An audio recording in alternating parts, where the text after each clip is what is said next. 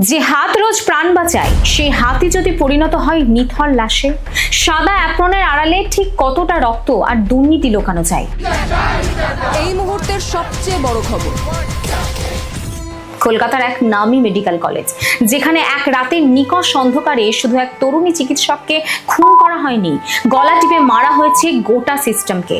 এটা কোনো গল্প নয়, এটা আমাদের চোখের সামনে ঘটা এক নগ্ন বাস্তব। এক তরুণী চিকিৎসক ডিউটি সেরে যার আর বাড়ি ফেরা হলো না, মর্মান্তিক ধর্ষণ ও খুন।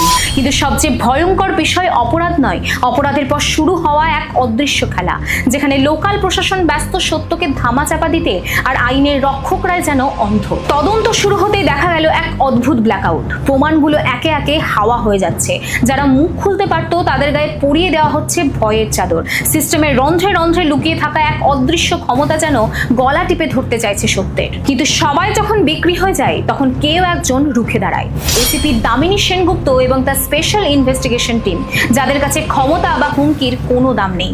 তারা নেমেছে এমন এক গোলক ধাঁধায় যা শেষ প্রান্তে লুকিয়ে আছে এক নির্মম সত্যি। কে সেই আসল অপরাধী? রাতের অন্ধকার কি পারবে সত্যকে চিরকাল লুকিয়ে রাখতে, নাকি দামিনীর জেদের কাছে হার মানবে পুরো সিস্টেম?